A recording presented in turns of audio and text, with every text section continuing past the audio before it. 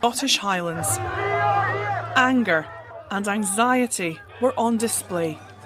Since the Home Office announced plans to house 300 male asylum seekers in local barracks, tensions have been building here,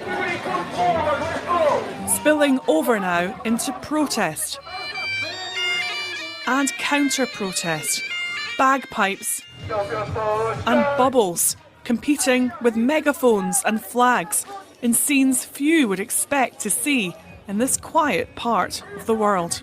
It was all sprung upon us, you know? It's like there wasn't any notice. It was like, before you know it, it's boom, on the news, and then suddenly you've got 300 asylum seekers. It's just all been decided. Do you worry about things like this being seen as racist?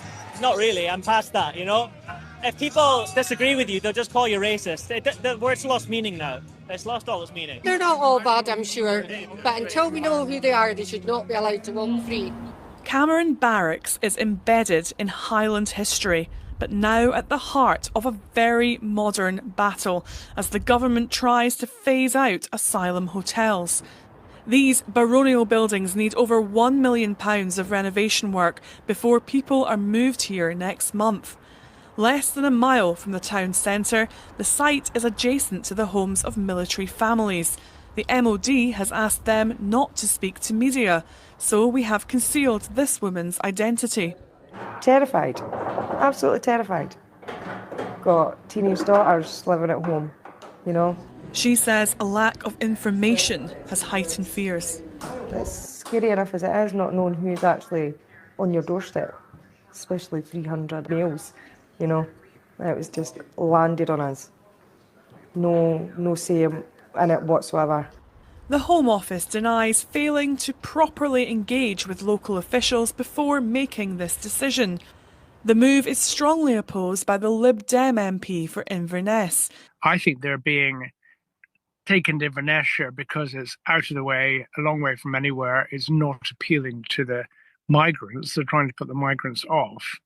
And I'm sure they'll do that. And I would guess there'll be a large number of them abscond. I think they'll head south as quickly as they can. One local councillor has accused you of pandering to racism in this row. As a Liberal Democrat, that must concern you. I can't think of anybody less racist than me, but of course I'd say that, wouldn't I?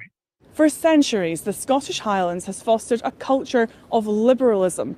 The region welcomes families from Afghanistan and from Syria. So these new scenes of hostility worry those who feel their traditional values are being betrayed. Inverness's motto is Cúd Míle Féilte, which means 100,000 welcomes. My mother would be turning in her grave to think that people were saying they're all this and they're all that. These campaigners say misinformation is being spread on social media.